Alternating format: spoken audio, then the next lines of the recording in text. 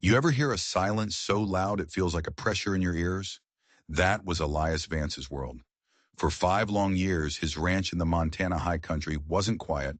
It was silent, a heavy, living thing that had swallowed every word, every laugh, every bit of life. On the day he buried his wife, Martha, and the son she died trying to bring into the world. His life was a clockwork of chores, a wall built of fence posts and hard labor to keep the grief from washing him away. He rose before the sun, he mended wire, he tended his cattle. A man made of the same unforgiving rock and timber as the mountains around him. Solitary, weathered, closed for business. His cabin was his heart, made of wood. Clean, orderly, and stripped of anything soft. The rocking chair Martha loved sat by the cold fireplace like a tombstone for a future that had burned to ash. He wasn't living. He was just waiting. Then the world decided to scream again. A blizzard out of season, a white monster clawing its way down from the peaks. It hit without warning, turning the sky the color of a fresh bruise and howling like a banshee. For 2 days, Elias was a prisoner in his own home. The world outside simply gone, erased by a roaring, blinding whiteness. On the third morning, the screaming stopped. A new silence fell, heavier than before, like the whole world was holding its breath under a clean white sheet. Elias pulled on his coat and stepped out into a landscape he barely recognized. The snow was a deep, perfect blanket, swallowing everything familiar. He was checking his property line, trudging through drifts higher than his waist when he saw it. A dark shape, a jagged tear in the perfect white. It was the broken spine of a prairie schooner, one wheel shattered, its spokes sticking out like the bones of some long-dead creature. The canvas top was ripped, sagging under the weight of the snow. A deep, final stillness hung over the wreck, the kind of quiet that means everything is over. Elias walked toward it, his gut tight with a feeling he knew all too well. He was expecting to find more tragedy, another story ended by the cruelty of the land. He pulled back the frozen flap of canvas, and that's when his 5 years of silence were shattered into a million pieces. Inside, a woman lay on a thin mattress. Her face was pale, peaceful, her eyes closed forever against a world that hadn't shown her any mercy. She was frozen solid, a sad sight, but one Elias had steeled himself for. What he was not ready for was the movement. From beneath the dead woman's heavy wool cloak, something stirred. Elias's heart, which he thought had turned to stone, gave a painful lurch. He reached in, his fingers numb with cold and shock, and pushed the cloak aside. Huddled against the cold body was a little girl.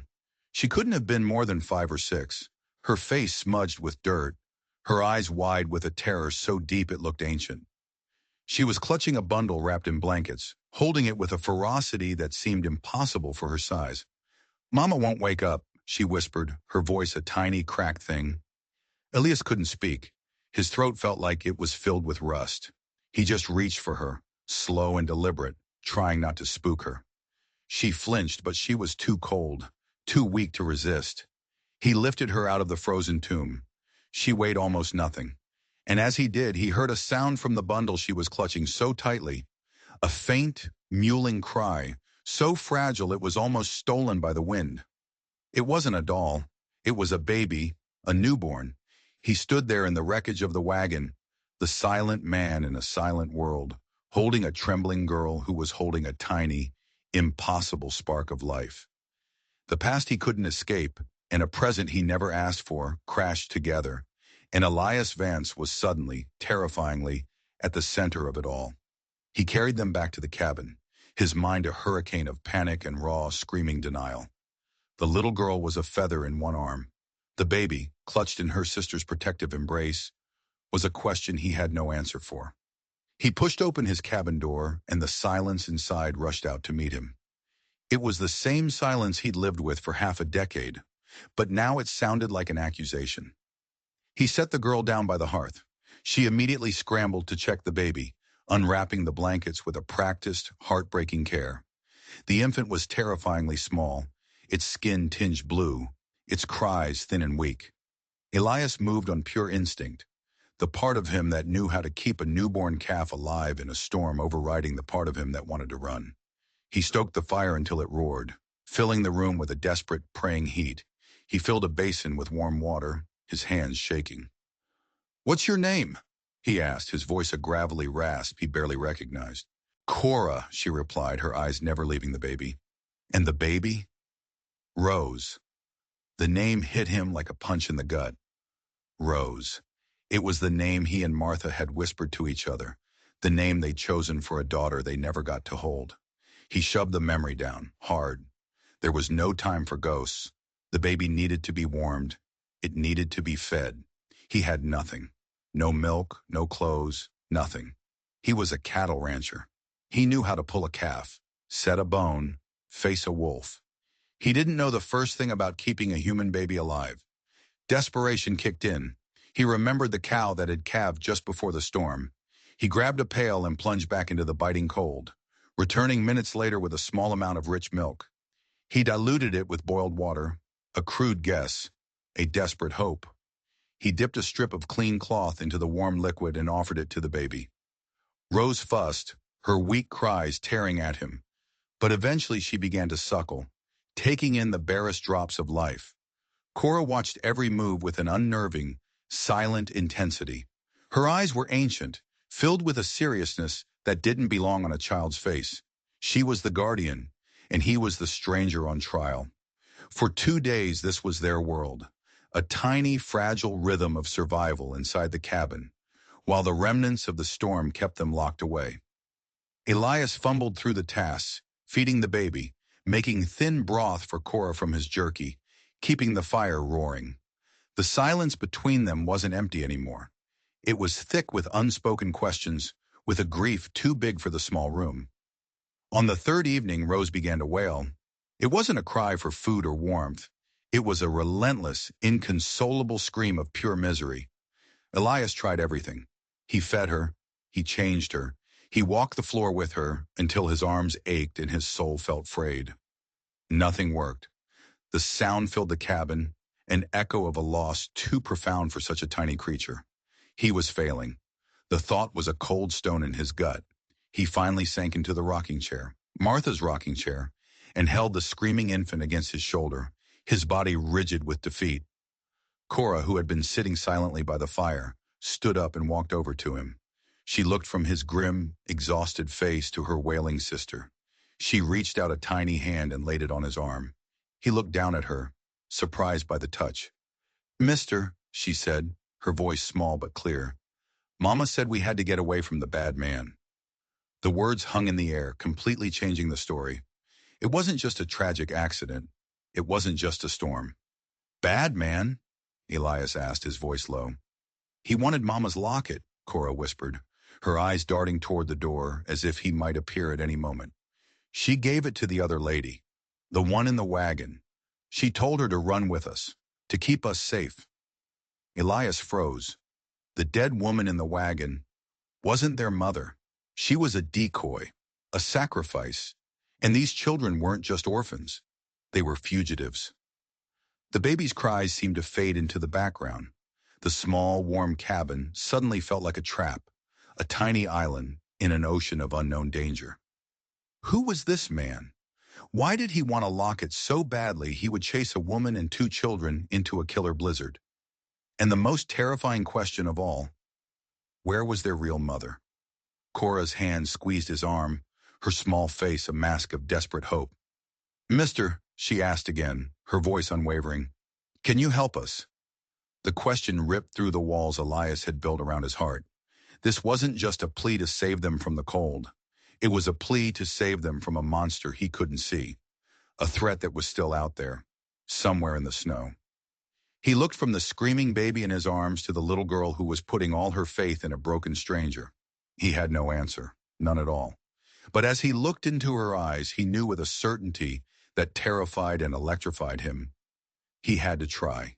He began to rock the chair, a slow, hesitant movement, a promise made in the dark against a danger he couldn't yet name. The first thing he had to do was deal with the grim task waiting for him outside. He couldn't leave the woman in the wagon.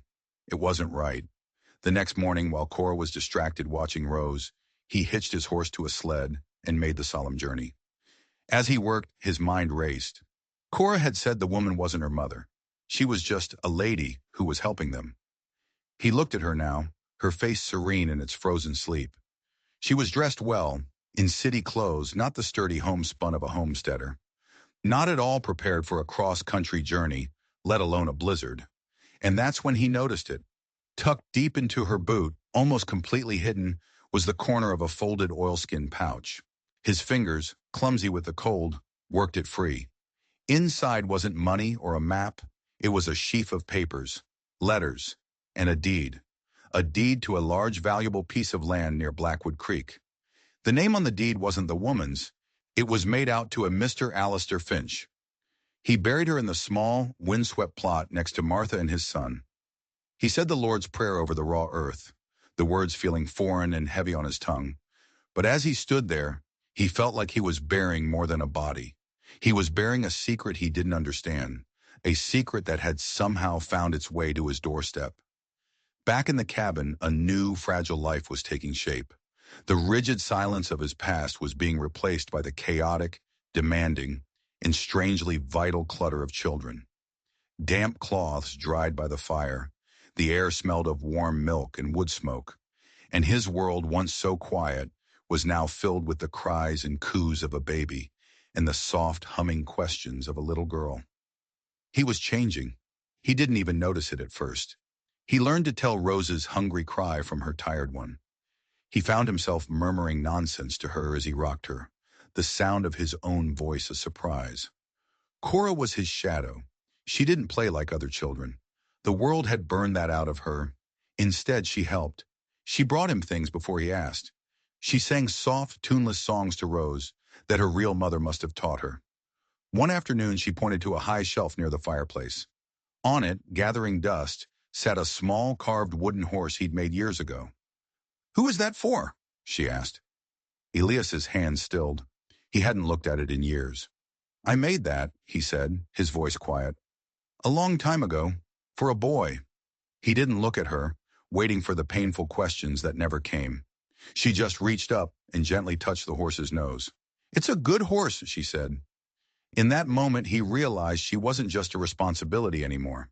She was a person, a small, tough soul who was starting to see him, not as a stranger, but as a safe harbor. When the snow finally melted enough to make the path to town passable, a new kind of dread settled in his stomach. Blackwood Creek, a place he'd avoided for years. He knew what was waiting for him. Questions, suspicion, judgment. A hermit showing up after a blizzard with 2 kids and a story about a dead woman? It was fuel for the gossip fire. He bundled the children warmly, securing Rose in a sling against his chest and putting Cora behind him on his most trusted horse. Her small arms wrapped around his waist, a silent vote of confidence that strengthened his resolve. The town was exactly as he'd expected. As he dismounted in front of the general store, faces appeared in the steamed-up windows. Whispers followed him inside like a second shadow. The store owner, Mr. Shaw, a man with small, calculating eyes, looked from Elias to the children with undisguised suspicion. "Vance," he said, "didn't figure we'd see you till the spring thaw." "Ran into some trouble," Elias said, his voice flat. He gave them the short version. The wrecked wagon, the storm, the children. He left out the part about the bad man and the letters. He didn't know who he could trust, but as he spoke, he saw something strange. When he mentioned the location of the wrecked schooner, Mr. Shaw's eyes flickered. It was a tiny, almost imperceptible reaction, but it was there. A flash of recognition or something else. Then a woman at the back of the store stepped forward. Mrs. Prescott, the minister's wife, the town's self-appointed moral authority. Her face was a mask of pious concern that didn't quite hide her hunger for a good tragedy. "Oh, the poor dears," she declared. "A man alone is not fit to care for children. They must be brought to the church. We will see that they are cared for until the circuit judge can arrange for the orphanage." The word orphanage hit the air like a gunshot. Elias felt Cora's hand, which was clutching his coat, tighten into a fist. He looked down at her, then at the sleeping baby against his chest. An unfamiliar fire surged through him, a hot protective anger that burned away the last of his apathy. The orphanage meant separation, cold cots, unwanted lives. It was another kind of grave. No, he said. The word was quiet, but it slammed a door in the room. Every eye turned to him. Mrs. Prescott's lips thinned into a razor line. Mr. Vance, you must be practical. This is not your affair. You are you are a single man. What can you possibly offer them? Elias looked directly at her. For 5 years he had hidden from the world, but now he was responsible for these two small lives. He was their only defense. I can offer them a home, he said, the words feeling new and powerful. They'll be staying with me. He gathered his supplies, canned milk, soft cloth, paid Mr. Shaw with a firm hand, and turned to leave. He could feel their stares on his back, a mixture of shock and condemnation. But as he stepped out into the cold air, a child's hand in his and an infant's warmth against his heart, Elias Vance felt more whole than he had in years. He knew this was just the beginning. The town wouldn't let it go. He just didn't realize how right he was, or why they were so determined. He went back to the ranch with a heavy sense of foreboding. The looks on the faces in town. It wasn't just disapproval. It was something sharper. Mrs. Prescott's insistence, Mr. Shaw's flickering gaze. It felt coordinated. They didn't just want to help the children. They wanted them gone. That night after the girls were asleep, he took out the oilskin pouch again.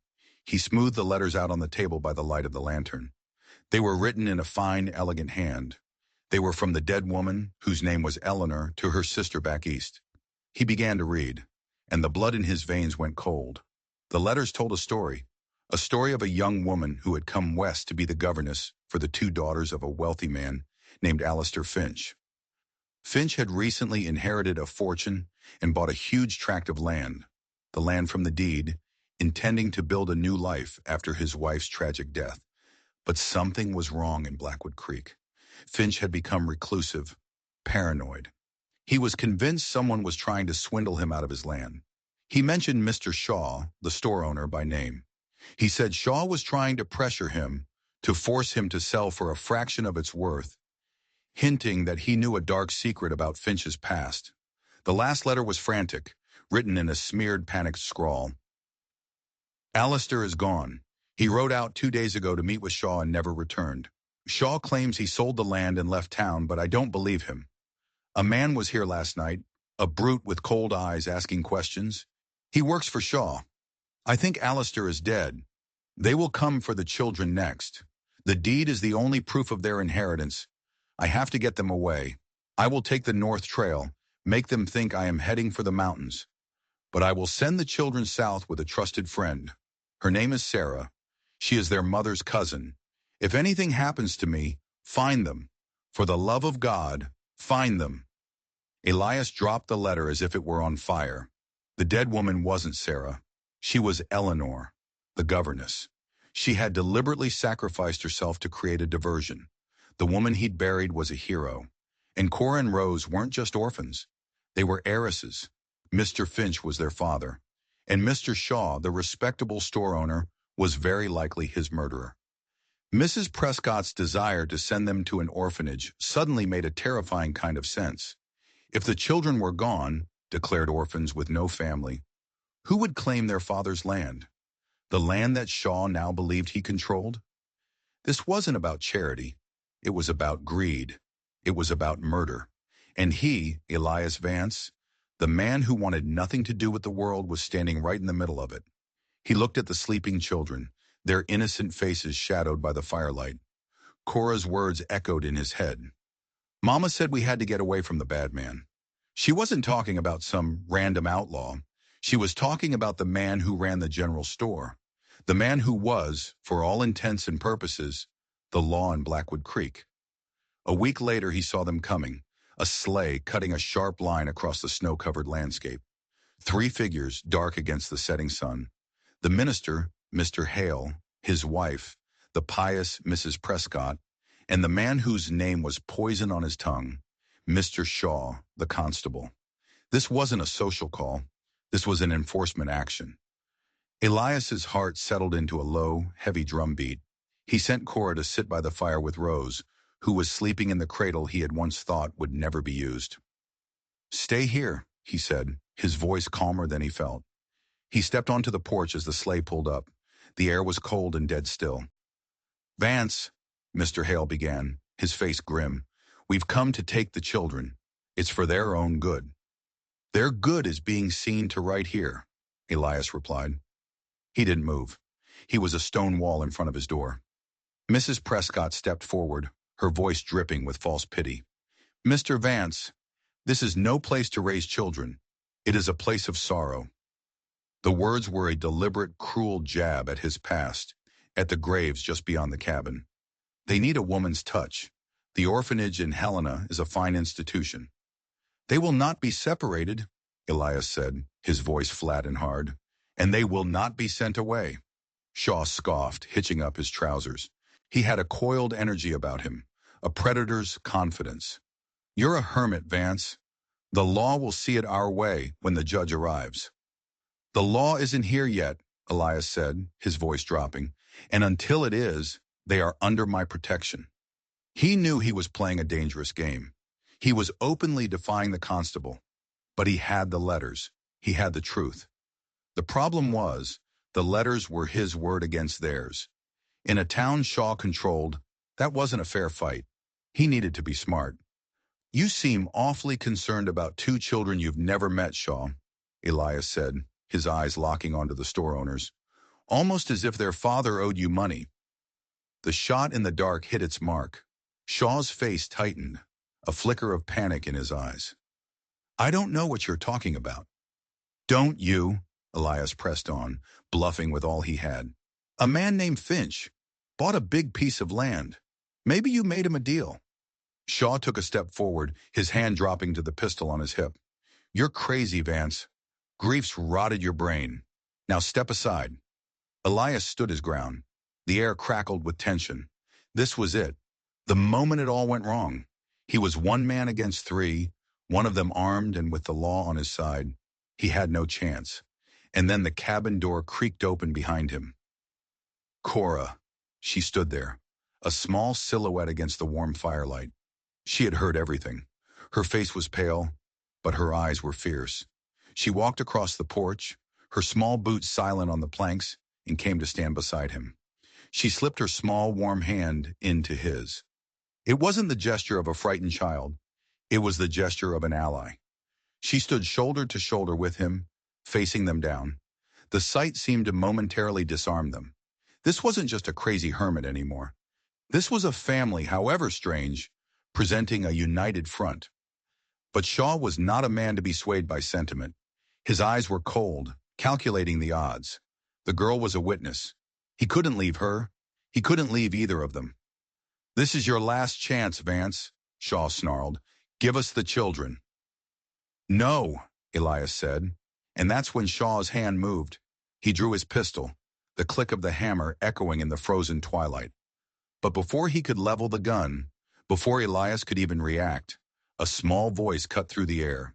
"He has Mama's locket," Cora said, her voice clear and strong. Shaw froze, his face a mask of confusion. "What?" "The bad man wanted Mama's locket," Cora repeated, pointing a small, trembling finger at Shaw. "He took it from her, but she had two. The one you have, it's the wrong one." The bluff was so audacious, so brilliant, it caught everyone, including Elias, completely off guard. Shaw's composure shattered. He glanced down at his own coat, an involuntary guilt-ridden reflex. How could this little girl possibly know about the locket, unless she knew what was inside it? The standoff was broken by a sound from inside the cabin, a sharp, piercing wail. Rose was awake. The sound of the crying baby seemed to snap everyone back to reality. Mr. Hale looked deeply uncomfortable. This was not how he had imagined this going. "That's enough, Shaw," the minister said, his voice shaky. "We're not doing this. Not like this." Shaw hesitated, his eyes darting between Elias, the defiant little girl, and the sound of the crying infant. He was losing control. The narrative was slipping away from him. He finally lowered the gun, his face contorted in a mask of pure hatred. "This isn't over, Vance," he spat. "The circuit judge will be here in a month, and he will see things my way." He turned and stormed back to the sleigh. Mrs. Prescott, her face pale and pinched, scurried after him. Mr. Hale gave Elias one last troubled look before following. Elias watched them go, his heart pounding against his ribs. He was trembling, not from the cold, but from the adrenaline. He looked down at the little girl whose quick thinking had just saved them. "The locket," he whispered. "Was that true?" Cora looked up at him, her ancient eyes holding a deep sadness. "Mama had two," she said quietly. "One for me, one for Rose. She put a picture of Papa in mine. She put a piece of paper in Rose's. She said it was very important." Elias's mind reeled. A piece of paper. What could be so important it would get a man killed? He led her back inside, closing the door on the cold and the darkness. He had won the battle, but Shaw's parting words echoed in his ears. "The circuit judge will be here in a month." He had 1 month. 1 month to find the other locket. 1 month to find the proof he needed to expose a murderer and save his new family. The next few weeks were a strange mix of quiet domesticity and simmering tension. On the surface, life fell into a routine. Elias cared for the girls, the cabin filled with the sounds of their life, and the hard shell around his heart continued to soften. He was no longer just a caretaker. He was a father. He taught Cora how to track rabbits in the snow. He spent hours just holding Rose, watching her sleep. He was finding his way back to the light. But under the surface, a clock was ticking. Every shadow seemed to hold a threat. Every gust of wind sounded like hoofbeats. Shaw was not a man to give up. He was just waiting for the judge. Elias searched for the second locket. He combed through the few belongings the girls had arrived with. A small bag of clothes, a worn-out doll. Nothing. He asked Cora about it constantly. She tried to remember, but the memories were a blur of fear and chaos. "Mama put it somewhere safe," was all she could say. She said only a mother would know where to look. The phrase stuck in his head. Only a mother would know where to look. What did that even mean? He was a man fumbling his way through this. He didn't think like a mother. He knew he couldn't wait for the locket to just appear. He had to prepare for the judge. He spent his evenings by lamplight, painstakingly copying the letters from the governess, Eleanor. He wrote down his own account of everything that had happened, every detail, every suspicion. He was building a case, a paper fortress against the storm he knew was coming. One afternoon, he was changing Rose's swaddling cloths by the fire. It was a task that had become second nature, his big, clumsy hands now surprisingly gentle. Cora was sitting nearby, humming a soft tune. As he unwrapped the layers of cloth they had been washing and reusing, his fingers brushed against something hard and small, sewn into the very hem of the innermost blanket. His heart stopped. Carefully using the tip of his knife, he snipped the threads. A small silver object fell into his palm. A locket, heart-shaped, identical to the one Cora wore. His hands shook as he opened it. Inside there was no picture, just a tiny, tightly folded piece of paper. He carefully unfolded it. The handwriting was Alistair Finch's, small and precise. It wasn't a letter. It was a signed confession. But it wasn't Finch's confession. It was a confession he had forced another man to write. A man named Thomas Prescott, Mrs. Prescott's estranged son, who everyone thought had run off years ago. The confession detailed how Thomas, under pressure from Shaw, had embezzled money from the railroad. Finch had found out, and instead of turning him in, had used the information to blackmail Shaw, forcing him to stop his aggressive attempts to buy up land in the valley. This piece of paper was the leverage Finch held over them. It was the motive for his murder. And it proved that Mrs. Prescott wasn't just a pious busybody. She was the mother of a wanted criminal, desperate to protect her son and get her hands on the Finch fortune, which she likely felt was owed to her. Elias stared at the paper, the missing piece of the puzzle falling into place with a sickening thud. He finally had the proof. Undeniable. He looked up, a grim smile touching his lips for the first time in years. "Let them come," he whispered. "Let the judge come." The day the judge was due to arrive, the sky was a hard, brilliant blue. Elias bundled up the girls, saddled his horse, and rode toward Blackwood Creek. He wasn't going to wait for them to come to him. He was taking the fight to them. The letters in the confession were tucked safely in an oilskin pouch inside his coat. As they neared the town, he saw a small crowd gathered in front of the makeshift courthouse, which was really just Mr. Shaw's general store. Shaw was there, looking smug. Mrs. Prescott stood beside him, her face a mask of righteous certainty. They saw him coming. A ripple of whispers went through the crowd. Shaw's smile tightened. He had the judge. He had the law. What did this broken-down rancher have? The judge, a stern-looking man with a gray beard named Harrison, stepped onto the porch. "I am here to adjudicate the matter of the 2 orphan children found by Mr. Elias Vance," he announced. "Mr. Vance, the town council has filed a petition citing your unsuitability as a guardian." "I am suitable," Elias said, his voice calm and clear. He dismounted, holding Rose in one arm and taking Cora's hand with the other. "I am their father now, and I can prove that these people," he said, gesturing to Shaw and Mrs. Prescott, "are not fit to be within a mile of them." A gasp went through the crowd.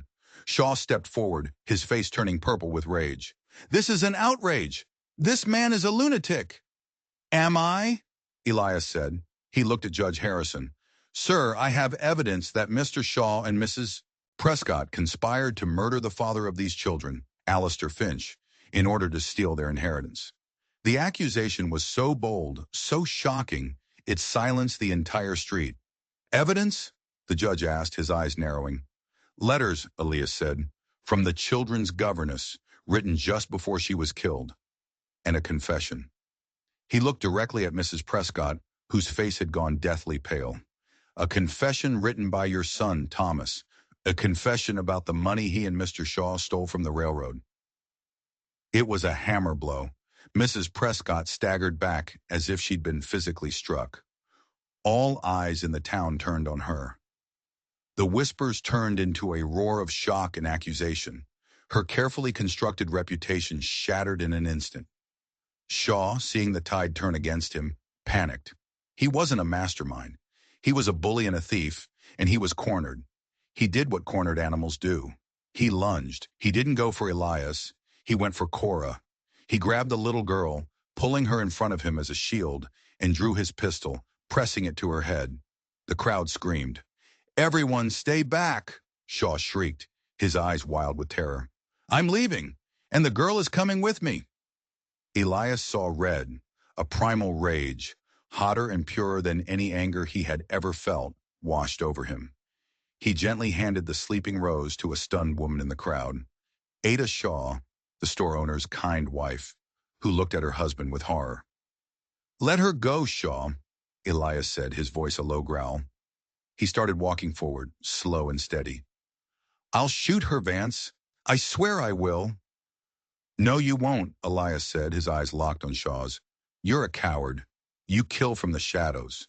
You've never faced a man head-on in your life." He kept walking. The crowd held its breath.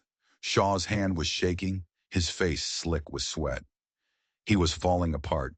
Cora, incredibly, wasn't screaming. She was staring at Elias, her eyes wide, her complete and total faith in him a tangible force. 5 more feet. "Stop!" Shaw screamed. Elias didn't stop. He was 3 feet away. 2. He saw Shaw's finger tighten on the trigger. In that split second, Elias moved. He didn't lunge. He didn't grab.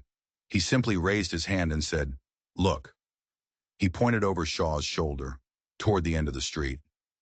Shaw, his nerves shredded, fell for it. He glanced back for a fraction of a second. It was all the time Elias needed. He moved with a speed that no one thought the big, quiet man possessed. He closed the distance, his left hand grabbing the gun, wrenching it upward, while his right arm wrapped around Cora, pulling her free. A shot exploded, harmlessly, into the sky. Elias threw the gun away and shoved Cora behind him.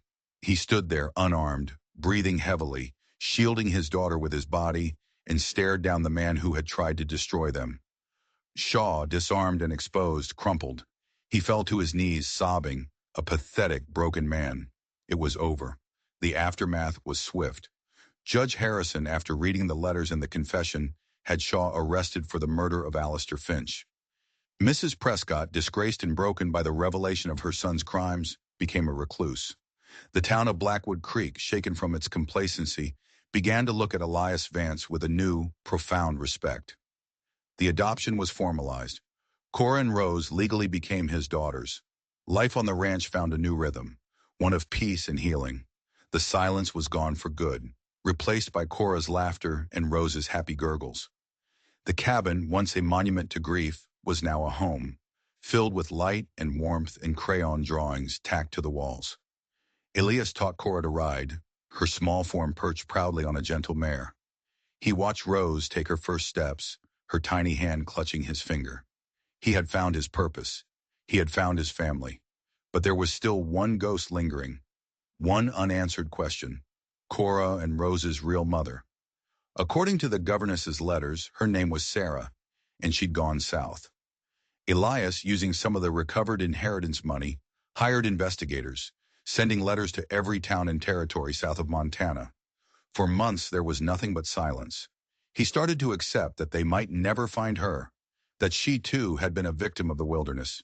He made his peace with it. He was enough. He would be enough for them. One warm summer evening, a year after the confrontation in town, they were sitting on the porch. Rose, now a babbling toddler, was chasing fireflies in the yard.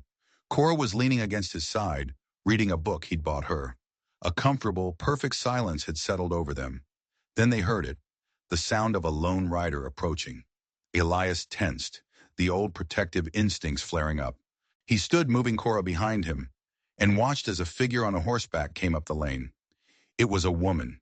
She was dressed in worn traveling clothes, her face tired but full of a fierce, searching hope. She dismounted and stood at the edge of the yard, her eyes fixed on the two little girls. "Cora!" she whispered, her voice choked with emotion. Cora's head snapped up. The book fell from her lap. She stared at the woman, her eyes growing wider and wider. And then, a look of pure, unadulterated joy transformed her face. "Mama?"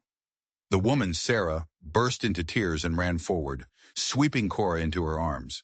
Rose, seeing her sister's reaction, toddled over, and their mother knelt in the dirt, gathering both of her lost children into her embrace. Elias stood on the porch, his heart a painful, beautiful ache in his chest. He watched the reunion he had both hoped for and dreaded. He had found them.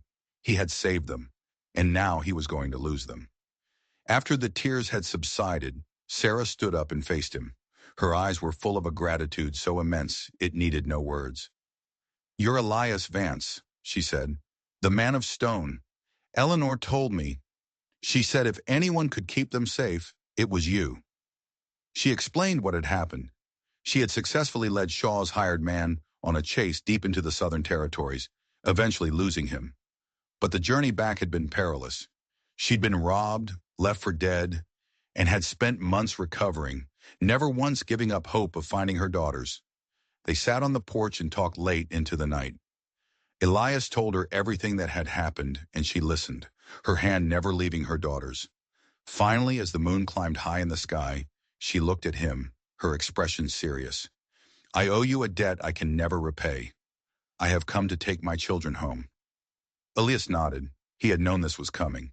He braced himself for the pain. "I understand." He looked at Cora and Rose, asleep now in their mother's lap. His girls, his family. His heart felt like it was being torn in two.